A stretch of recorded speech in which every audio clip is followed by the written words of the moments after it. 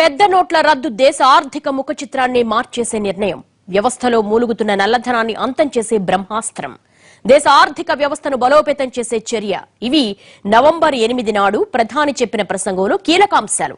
దేశంలో బ్లాక్ మనీని అంతం చేయడానికి డిమానిటైజేషన్ నిర్ణయం అని ప్రధాని ప్రకటించగానే కాస్తంత కష్టంగా అనిపించినా దేశం కోసం అని అంతా భరించారు. కానీ ఆ పెద్ద నోట్ల రద్దు వెనక దాగిన అసలు వాస్తవం బయటకొచ్చింది. నవంబర్ 8 రాత్రి పెద్ద నోట్ల రద్దు ప్రకటన. 2 నెలలుగా కోట్ల మంది ప్రజల నోట్ల పాట్లు. క్యూలైన్లలోనే కన్ను మూసిన కొందరు సామాన్యులు. అయినా రోజుకు 2000 ఇస్తామన్న బ్యాంకులు. చచ్చీ చెడి నోట్లు దక్కించుకున్న ప్రజలు.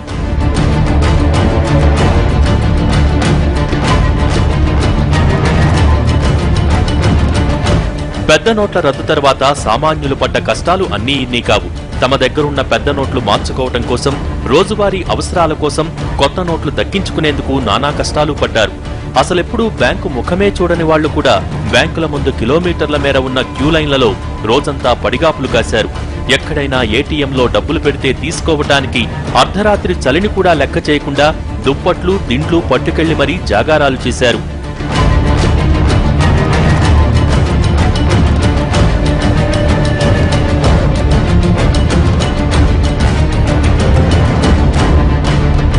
ఒకరు కాదు, ఇద్దరు కాదు, దేశవ్యాప్తంగా కోట్లాది మంది సామాన్యులు పెద్ద నోట్ల రద్దుతో బ్యాంకుల ముందు బికార్లలా పాట్లు పడ్డారు. పోలీసులతో లాఠీ దెబ్బలు తిన్నారు. తమ డబ్బులు తాము తీసుకోవటానికే నానా చావు చచ్చారు. ఇంకా చెప్పాలంటే దేశవ్యాప్తంగా ఈ క్యూలైన్లలో డబ్బుల కోసం వేచి చూస్తూనే గుండెపోటుతో కుప్పకూలిన సామాన్యుల సంఖ్య 100కు పైమాటే. ఇక తమ దగ్గరున్న పెద్ద నోట్లు చెల్లవని తెలిసి బ్యాంక్ అకౌంట్లు లేక వాటినేం చెయ్యాలో తెలియక ఉసురు తీసుకున్న అమాయకుల సంఖ్య దేశవ్యాప్తంగా వేలల్లో ఉంది.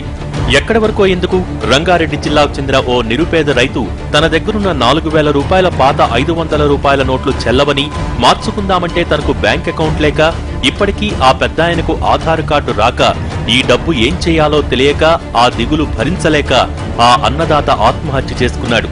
డిమానిటైజేషన్ తర్వాత ఇలాంటి హృదయ విదారక ఘటనలు ఆసేతు హిమాచలం కోకొల్లలు.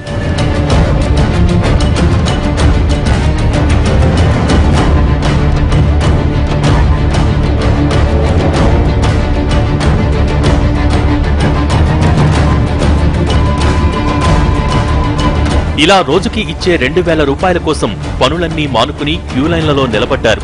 ఎప్పుడూ బ్యాంకు ముఖం చూడని వాళ్లు కూడా అడ్రస్ కనుక్కుని మరీ బ్యాంకులకు పరుగులు తీశారు. అసలు ఉన్నాయో లేవో తెలియని బ్యాంకు బ్రాంచుల ముందు కూడా కిలోమీటర్ల మేర క్యూలైన్లు కట్టారు. పెద్ద నోట్ల రద్దుతో క్యూలైన్లలో నిలబడ్డ సామాన్యుల ప్రాణాలు పోతున్నా ఇది దేశం కోసమే కదా అని సర్దుకుపోయారు. డబ్బుల్లేక పీటల మీద పెళ్లిళ్లు ఆగిపోతున్నా సరే ఇది మన భవిష్యత్తు కోసమే కదా అని అడ్జస్ట్ అయిపోయారు.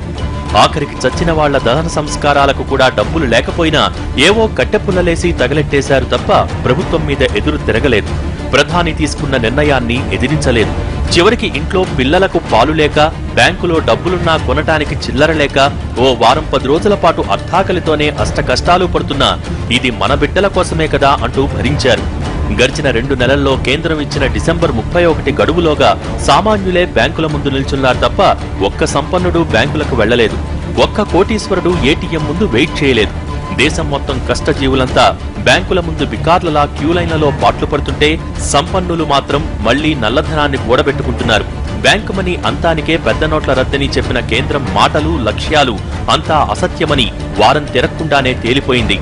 రోజుకి 4000 ఇవ్వటానికి కూడా బ్యాంకులు నరకం చూపిస్తుంటే బడాబాబుల ఇళ్లకు మాత్రం కొత్త నోట్ల కట్టలు ప్రింటింగ్ ప్రెస్ నుంచే అచ్చేసి నేరుగా ఇచ్చేశారు.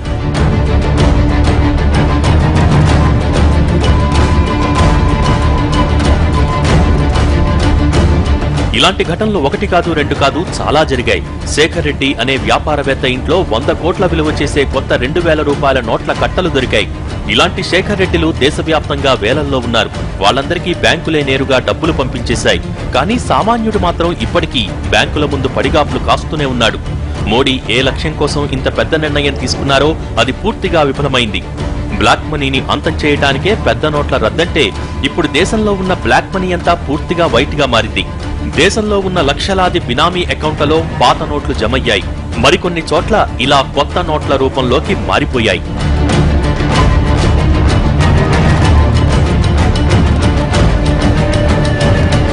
డిసెంబర్ 31 వరకు ఆర్బీఐకి దాదాపుగా 15 లక్షల కోట్ల పెద్ద నోట్లు వచ్చాయని కేంద్ర ఆర్థిక మంత్రి అంచనా వేశారు. అంటే దేశంలో ఉన్న పెద్ద నోట్లన్నీ ఆర్బీఐ దగ్గరకు వచ్చేశాయి. అంటే బ్లాక్ కాస్త వైట్ అయింది తప్ప రద్దు కాలేదు. సరే, ఏదైతేనేం కేంద్రం తీసుకున్న నిర్ణయంతో తమ భవిష్యత్తు, దేశ భవిష్యత్తు, తమ బిడ్డల భవిష్యత్తు బాగుంటుందని అంతా అనుకున్నారు. అందుకోసమే ఎన్ని కష్టాలు వచ్చినా వస్తున్నా భరించారు. డబ్బులు లేకపోయినా అర్ధాకలితోనే కాలం గడిపి జనవరి 1 కోసం ఎదురు చూశారు. కానీ డిసెంబర్ 31 నాడు ప్రకటనలో కూడా మోడీ ఏం చెప్పకుండానే ముగించేశారు.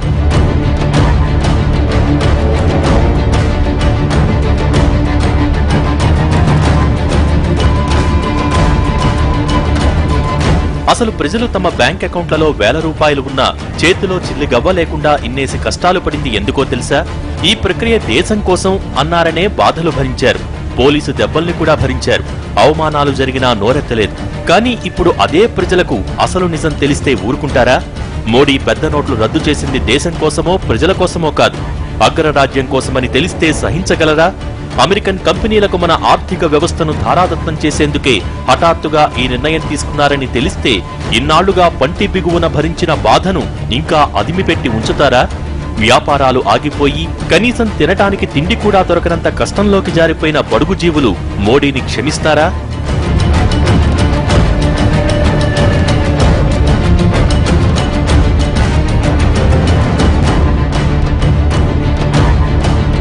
అవును, అసలు నవంబర్ 8న పెద్ద నోట్లు రద్దు చేసింది దేశం కోసం కాదు, బ్లాక్ మనీ అంతం కోసం అంతకన్నా కాదు. పెద్దన్న చెప్పినందుకే మోడీ పెద్ద నోట్లు రద్దు చేసి పారేశారన్న వాస్తవాలు ఇప్పుడిప్పుడే బయటకొస్తున్నాయి. మోడీని పావుగా చేసుకుని పెద్దన్న ఆడిన కుట్రలో భాగంగానే ఈ పెద్ద నోట్ల రద్దు నిర్ణయం అంత హఠాత్తుగా తీసుకున్నారని తెలిస్తే ప్రజలు మోడీని క్షమిస్తారా?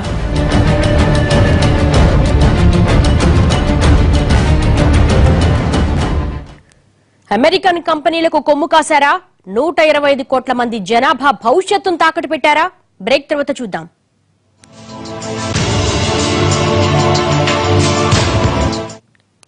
Welcome back. పెద్ద నోట్ల రద్దు వెనుక అసలు కారణం పెద్దన్నేనా? అమెరికన్ కంపెనీలకు మన సొమ్ములు కట్టబెట్టడానికి హఠాత్తుగా దేశంలో డిమానిటైజేషన్ తెరపైకి తెచ్చారా? క్యాష్ లెస్ అంటే వ్యతిరేకత వస్తుందని, దీనికి అవినీతి, బ్లాక్ మనీ అని కథలు చెప్పారా? అమెరికన్ కంపెనీలకు మన ప్రధాని కొమ్ము కాశారా? 125 కోట్ల మంది కష్టాల్ని, భవిష్యత్తును తాకట్టు పెట్టేశారా? ఏషియన్ పసిఫిక్ రీసెర్చ్ వెల్లడిస్తున్న ఆధారాల్లో వాస్తవం ఎంత? పెద్దన్న చెప్పినందుకే పెద్ద నోట్ల రద్దు, వ్యతిరేకత రాకుండా బ్లాక్ మనీ ముసుగు, క్యాష్లెస్ ఎకానమీ కోసమే డిమానిటైజేషన్. ఒబామా చెప్పిందే మోడీ అమలు చేశారా?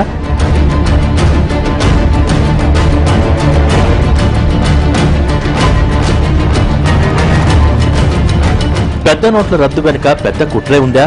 అమెరికా ఆదేశాల మేరకే పెద్ద నోట్లు రద్దు చేశారా అంటే అవుననే అంటోంది ఏషియన్ పసిఫిక్ రీసెర్చ్. ఇదేదో అమెరికా మీద అక్కసుతోనో పాపులారిటీ కోసమో చేస్తున్న వ్యాఖ్య కాదు, అక్షరాల సాక్ష్యాధారాలన్నీ చూపించి చెబుతున్న వాస్తవం. వాటిని చూస్తుంటే డిమానిటైజేషన్ అమెరికా కుట్రే అనిపిస్తోంది. అమెరికా అధ్యక్షుడు ఒబామా నిర్ణయం మేరకే మోడీ చాకచక్యంగా దాన్ని ఇక్కడ అమలు చేశారని అనుమానం కలుగుతోంది. అమెరికా అధ్యక్షుడి ఆజ్ఞల మేరకే మోడీ దేశంలో పెద్ద నోట్లు రద్దు చేశారని చెప్పుకొస్తోంది.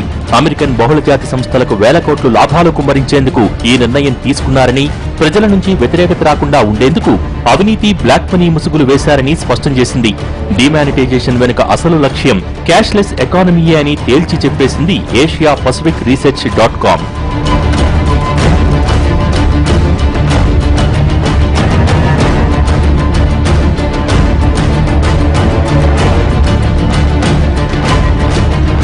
భారత ప్రభుత్వం చేపట్టిన పెద్ద నోట్ల రద్దు నిర్ణయం మోడీ తీసుకున్న అనైతిక చర్య అంటూ ఫోర్బ్స్ ఎడిటర్ స్టీవ్ ఫోర్బ్స్ తీవ్రమైన పదజాలంతో రాసుకొస్తే, మోడీ పెద్ద నోట్ల రద్దు నిర్ణయం F1 రేసులో ఎడ్లబండితో బరిలోకి దిగినట్టుందంటూ వాల్ స్ట్రీట్ జర్నల్ విమర్శనాస్త్రాలు ఎక్కుపెట్టింది. ఇక ఇప్పుడు ఏషియన్ పసిఫిక్ రీసెర్చ్.com మరో అడుగు ముందుకేసి దీని వెనుక ఓ భారీ కుట్ర ఉందని ఆధారాలు బయటపెట్టింది. ఈ నిర్ణయానికి ముందు ఏడాది కాలంగా సాగుతున్న ప్రయత్నాలను తెరపైకి తెచ్చింది. గతంలో తన ఆయుధ వ్యాపారాన్ని విస్తరించుకునేందుకు ప్రచ్ఛన్న యుద్ధాన్ని పావుగా వాడుకున్న అమెరికా ఇప్పుడు అంతర్జాతీయ ఆర్థిక రంగాన్ని తన చెప్పు చేతల్లో పెట్టుకునేందుకు ప్రపంచాన్నే క్యాష్లెస్ దిశగా అడుగులు వేయిస్తోంది. అందులో మొదటి అడుగే మన దేశంలో డిమానిటైజేషన్.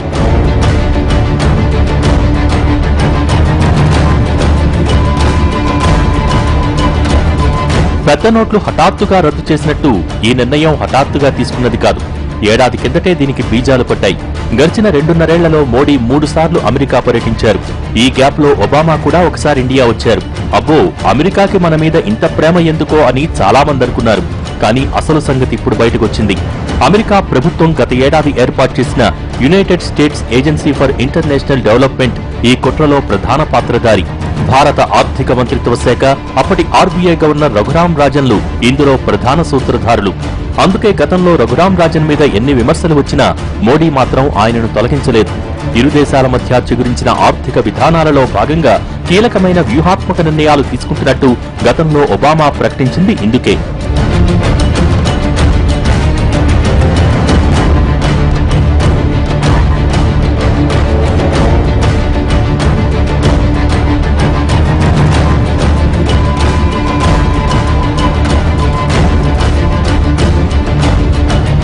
యుఎస్ ఎయిడ్ ఏడాది కిందట భారత ఆర్థిక మంత్రిత్వ శాఖతో చేసుకున్న ఒప్పందాల్లో భాగమే ఈ క్యాష్లెస్ ఎకానమీ.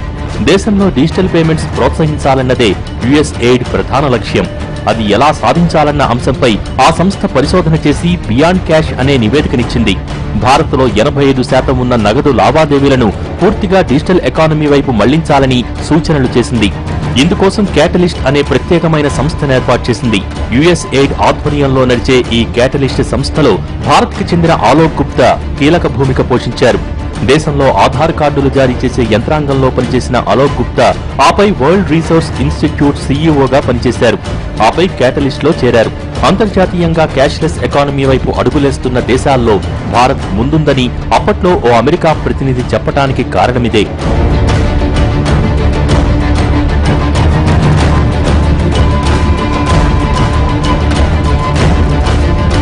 కేవలం క్యాటలిస్ట్ సంస్థ చెప్పిన సూచనల మేరకే మోడీ డిమానిటైజేషన్ ను అమలు చేశారు. వాస్తవానికి మొదట్లో ప్రయోగాత్మకంగా ఒక ప్రాంతాన్ని ఎంపిక చేసుకుని దానికి నిర్ణీత కాలంలో డిజిటలైజ్ చేసే దిశగా ప్రోత్సాహకాలు కల్పించి ఆ ప్రక్రియలో ఎదురయ్యే సమస్యలను పరిశీలించేలా ఓ పైలట్ ప్రాజెక్ట్ అనుకున్నారు. కానీ నెల తిరక్కముందే ప్రధాని ఏకంగా పెద్ద నోట్లు రద్దు చేసి పారేశారు. ప్రజల నుంచి వ్యతిరేకత రాకుండా ఈ ప్రక్రియకు అవినీతి, నల్లధనం అంతం అన్న ముసుగులు వేశారు. డిమానిటైజేషన్ మొదట్లో బ్లాక్ మనీ అంతానికే అన్న ప్రధాని వారం తిరగకుండానే క్యాష్లెస్ ఎకానమీని తెరపైకి తెచ్చింది కూడా ఇందుకే. క్యాటలిస్ట్ సూచనల మేరకు దేశ ఆర్థిక వ్యవస్థలో 86% ఉన్న పెద్ద నోట్లను ఒక్కసారిగా రద్దు చేసేస్తే ప్రజలు చచ్చినట్టు క్యాష్లెస్ ఎకానమీ వైపు మళ్లుతారని ఈ ప్రయత్నం చేసింది.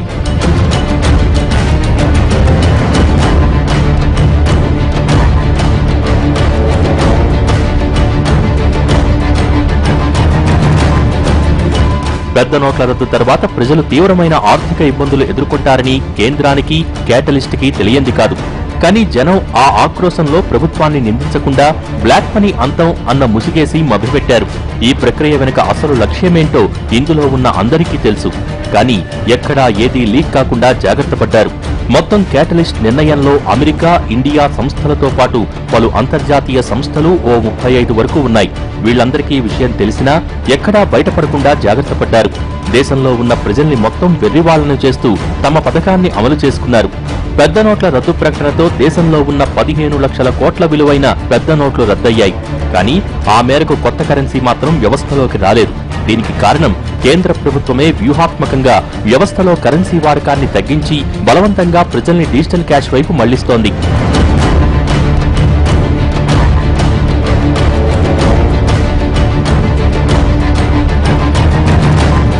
నవంబర్ 8న ప్రధాని మోడీ నోట్ల రద్దు ప్రకటించడానికి 4 వారాల ముందు భారత్లో నగదు రహిత చెల్లింపులను భారీ స్థాయిలో పెంచడమే లక్ష్యంగా క్యాటలిస్ట్ ఓ పథకాన్ని ప్రకటించింది. దాని పేరు సంఘటిత నగదు రహిత చెల్లింపు భాగస్వామ్యం.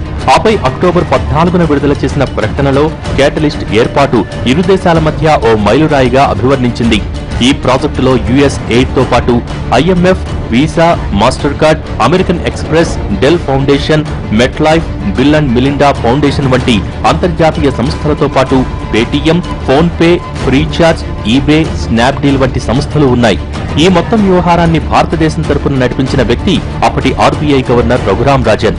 మనం ప్రపంచ బ్యాంకుగా పిలిచే ఇంటర్నేషనల్ మానిటరింగ్ ఫండ్ లో పెద్ద స్థాయిలో కొలువు వెలగబెట్టిన రఘురాం రాజన్ నేతృత్వంలోనే ఈ ప్రక్రియంతా నడిచింది. అందుకే ఆయన పదవీకాలం ముగిసినా మోడీ నోరెత్తలేదు. ఈ స్థాయిలో భారత్ను ముంచేయడంలో సహకరించినందుకు రఘురామ్ రాజన్కి భవిష్యత్తులో వరల్డ్ బ్యాంక్ ప్రెసిడెంట్ అయ్యే అవకాశాలు కల్పించింది అమెరికా.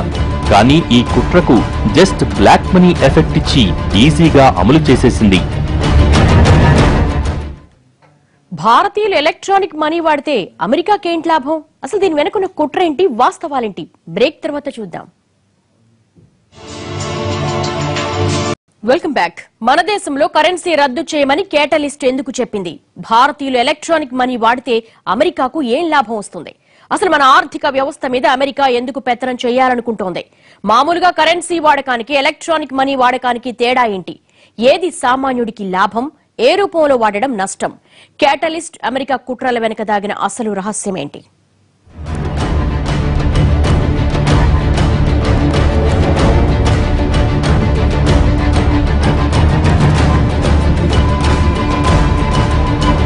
భారతదేశంలో తరతరాలుగా క్యాష్ ఎకానమీయే నడుస్తూ వస్తోంది. ప్రపంచ జనాభాలో 5వ వంతు జనాభా ఇక్కడే ఉన్నారు. ఇంతమంది జనాభాలో డిజిటల్ లావాదేవీలు జరిపే వారి శాతం చాలా తక్కువ. కేటలిస్ట్ సంస్థ విడుదల చేసిన బియాండ్ క్యాష్ అన్న నివేదికలో ఈ విషయాలు పొందుపర్చింది. ఆ నివేదిక ప్రకారం భారత్లో ఇప్పటికీ 97% నగదు లావాదేవీలే జరుగుతాయని, దేశంలో 55% ప్రజలకు మాత్రమే బ్యాంక్ అకౌంట్లు ఉన్నాయని, వాటిలో 29% మాత్రమే యాక్టివ్ గా లావాదేవీలు జరుపుతున్నాయని చెప్పుకొచ్చింది. ఆ దేశంలో అతిపెద్దదైన అసంఘటిత రంగంలో 99% నగదు చెల్లింపులే జరుపుతాయని పేర్కొన్నారు. ఇక్కడ డిజిటల్ లావాదేవీలకు పెద్ద ఎత్తున అవకాశం ఉందని, కానీ స్వచ్ఛందంగా ప్రజలు ఆ దిశగా అడుగులేసే అవకాశం లేదని చెప్పుకొచ్చింది. ఈ నివేదికను ఆసరాగా చేసుకుని అమెరికా భారత్ను క్యాష్లెస్ ఎకానమీ దిశగా అడుగులు వేయడానికి ప్రోత్సహించింది. ముందు పైలట్ ప్రాజెక్ట్ అనుకున్నా దాన్ని పక్కన పెట్టి యావత్ దేశంలో పెద్ద నోట్లు రద్దు చేసి జనాన్ని చచ్చినట్టు డిజిటల్ మనీ దిశగా బలవంతంగా అడుగులేయించింది. నోట్ల రద్దు తర్వాత పరిణామాలు చిన్న బతుకులను ఛిద్రం చేసినప్పటికీ డిజిటల్ పేమెంట్ సర్వీసుల్లో ఉన్న వీసా, మాస్టర్ కార్డ్, ఇతర సంస్థలకు మాత్రం వ్యాపార విస్తరణ, లాభార్జన అవకాశాలను తెరిచాయి. అమెరికా కేంద్రంగా పనిచేసే ఎలక్ట్రానిక్ పేమెంట్ల సంస్థలు visa, master card, American express వంటి కంపెనీలకు విస్తారమైన వ్యాపార అవకాశాలు దొరికాయి. ఇక మన దేశంలో పెద్ద ఎత్తున జరిగే డిజిటల్ లావాదేవీలకు థర్డ్ పార్టీ రిసోర్సులు అందించే కంపెనీలు కూడా అమెరికాలోనే ఉన్నాయి. ఇక డిజిటల్ చెల్లింపులు జరిపేటప్పుడు వినియోగదారులు హ్యాకర్ల బారిన పడకుండా ఉండేలా రక్షణ కల్పించే పేమెంట్ గేట్వే సర్వీసులు కూడా అమెరికావే. ఇప్పుడు దేశంలో జరిగే ప్రతి డిజిటల్ లావాదేవీ మీద ఈ సంస్థలకు కొంత మొత్తం చెల్లించాల్సి ఉంటుంది. ఆ మేరకు ఈ సంస్థలకు ఇప్పటికే వేల కోట్ల లాభాలొస్తున్నాయి. మరి ఇక మీద భారతదేశమంతా డిజిటల్ అయితే ఈ అమెరికన్ సంస్థలకు లక్షల కోట్ల రూపాయల ఆదాయం లభిస్తుంది. ఇది అమెరికా ఆర్థిక వ్యవస్థకు అత్యంత అవసరమైన ప్రక్రియ. అంటే ఇకపై మన దేశంలో డిజిటల్ రూపంలో మనం పెట్టే ఖర్చు తెల్లోణ్ణి పోషిస్తుందన్నమాట. ఇలా దేశంలో పెద్ద నోట్లు రద్దు చేసినా ఆ రద్దయిన నోట్ల స్థానంలో కొత్త నోట్లను ప్రవేశపెట్టకపోవటానికి, ఇప్పటివరకు నగదు విత్డ్రాలపై రోజుకోలా ఆంక్షలు విధించడానికి కారణమిదే. వ్యవస్థలో డబ్బులు లేకపోతే అంతా డిజిటల్ మనీ వైపు మళ్లుతారు. అప్పుడు ఆ మనీ ట్రాన్సాక్షన్ల మీద పన్నులేస్తే ఆ డబ్బును అమెరికన్ కంపెనీలకు ధారాదత్తం చేయవచ్చు. ఇందుకే రఘురామ్ రాజన్ పకడ్బందీగా వ్యవస్థను ప్లాన్ చేస్తే దాన్ని మోడీ అంతే చాకచక్యంగా నల్లధనం ముసిగేసి అమలు చేశారు. ఇప్పటికే ఈ కార్డు చెల్లింపులతో అదనంగా సర్చార్జ్ భారాన్ని కూడా వినియోగదారులే మోస్తున్నారు. ఇక దీనికి అదనంగా 1% ట్యాక్సులు కూడా భరించాలి. కానీ ఈ విధానాన్ని పెట్రోల్ బంకుల యాజమాన్యాలు వ్యతిరేకించి కార్డుల ద్వారా నగదు లావాదేవీలు నిలిపివేయడంతో కేంద్రం దిగొచ్చింది. భారత్ను క్యాష్లెస్ ఎకానమీ దిశగా బలవంతంగా అడుగులేయించి ఆపై వేల కోట్ల లాభాలు ఆర్జించాలన్న అమెరికన్ కంపెనీల కుట్రలో ఇది మొదటి ఎపిసోడ్ మాత్రమే. ముందు ముందు వ్యవస్థలో ఉన్న డబ్బును క్రమేపీ తగ్గించేసి జనమంతా చచ్చినట్టు క్యాష్లెస్ ట్రాన్సాక్షన్లే చేసేలా చేసి ఆపై ఆ ట్రాన్సాక్షన్ల మీద పన్నులేసి లాభాలు సంపాదించుకోవాలని చూస్తోంది అమెరికా. ఇదెలాగో మీరే చూడండి. మీరు ఏదైనా ఆన్లైన్ బ్యాంకింగ్ ద్వారా వేరే అకౌంట్కి నెఫ్ట్ ద్వారా డబ్బులు పంపిస్తే దాని మీద ఎలాంటి రుసుము ఉండదు.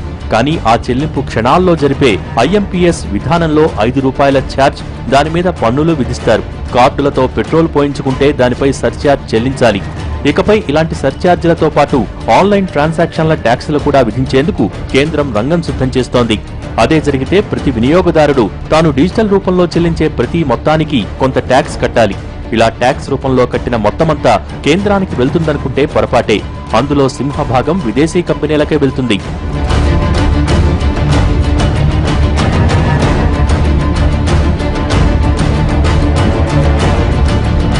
కరెన్సీ రూపంలో ఒక ₹500 నోటు ఏడాదిలో కనీసం 250 మంది చేతుల్లోకి వెళ్తుందనుకుందాం. ఇలా ఈ నోటు చేతులు మారిన ప్రతిసారి దాని ముఖ విలువ ₹500 మాత్రమే ఉంటుంది. కానీ ఇవే లావాదేవీలు ఈ 250 మంది చేతుల్లో డిజిటల్ రూపంలో జరిగాయనుకుందాం. అప్పుడు మొదటి వ్యక్తి ఆ 500 రూపాయలు చెల్లించడానికి 502 రూపాయలు ఖర్చు చేయాలి. ఇలా ప్రతి ఒక్కరూ తలా ఓ 2 రూపాయలు సర్ఛార్జీలు పన్నుల రూపంలో చెల్లిస్తే అదే 500 రూపాయలు డిజిటల్ రూపంలో ఏడాదిలో ఈ 250 మంది చేతులు మారేసరికి ఛార్జీల పేరుతో మరో 500 రూపాయలు వసూలు చేస్తుంది.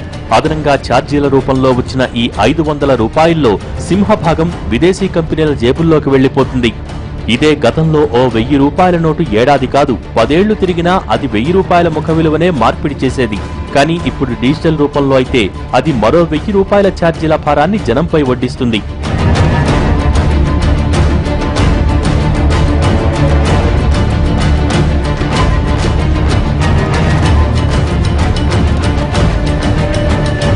ఇందుకోసమే అమెరికా ప్రపంచవ్యాప్తంగా డిజిటల్ లావాదేవీలు ప్రోత్సహిస్తోంది. ఆఖరికి తమ దేశంలో ఆ స్థాయిలో డిజిటల్ లావాదేవీలు లేకపోయినా మన దేశం మీద రుద్దాలని ఒత్తిడి తెస్తోంది. భారత్ డిజిటల్ మనీకి అలవాటు పడితే ఆ సేవలన్నీ అందించే అమెరికన్ కంపెనీలకు వేల కోట్ల లాభాలొస్తాయి. ఇదొక్కటే కాదు, మన దేశంలో జరిగే ప్రతి ఆర్థిక లావాదేవీ గుట్టు అమెరికా చేతిలో ఉంటుంది. మన దేశంలో అన్ని బ్యాంకులు చేసే డిజిటల్ లావాదేవీలు వాటి పాస్ కోడ్లతో సహా అమెరికా వాడి చేతుల్లో ఉంటాయి. అందుకే మన భారతీయుల్ని నిర్బంధంగా డిజిటల్ మనీ వైపు మళ్లించారని ఏషియన్ పసిఫిక్ రీసెర్చ్ చెప్పుకొస్తోంది. ఇలా మన జుట్టుతో పాటు ప్రపంచ దేశాల గుట్టంతా రాబట్టుకోవాలని అమెరికా ప్రయత్నిస్తోంది. ఇందుకోసం ముందుగా అతిపెద్ద జనాభా గల భారత్లో రిమోట్ ద్వారా పెద్ద నోట్లు రద్దు చేయించింది. ఇకపై మిగిలిన దేశాల్లో కూడా అదే చేస్తే ప్రపంచ ఆర్థిక వ్యవస్థ మొత్తం అమెరికా చెప్పుచేతల్లో ఉంటుంది. అప్పుడు తాను ఆడినట్టల్లా దేశాల్ని ఆడిస్తుంది. డాలర్ రేటు నిర్ణయిస్తుంది. తన మాట వినని దేశాల తోకలు కత్తిరిస్తుంది. అమెరికా చట్టాలను ఉల్లంఘించే బ్యాంకులు దేశాలపై ఒత్తిడి తెచ్చి వాటిని దివాళా తీసేలా చేస్తుంది. ఇన్నేళ్లుగా ప్రచ్ఛన్న యుద్ధం పేరుతో ఆయుధ వ్యాపారం చేసిన అమెరికా ఇప్పుడు ఆధిపత్యం కోసం కొత్త మార్గాలు అన్వేషిస్తోంది. ఇందులో భాగంగానే డిజిటల్ ట్రాన్సాక్షన్స్ దిశగా దేశాన్ని బలవంతంగా ప్రోత్సహిస్తోంది. ఇలా భారత్ను బలవంతంగా డిజిటల్ బాటలో నడిపించి ఆపై వైట్ హౌస్ లో కూర్చుని ఇక్కడి లావాదేవీలను రిమోట్తో కంట్రోల్ చేస్తుంది. ఈ అమెరికా కుట్రకు భారతే తొలి బలిపశువుగా మారింది.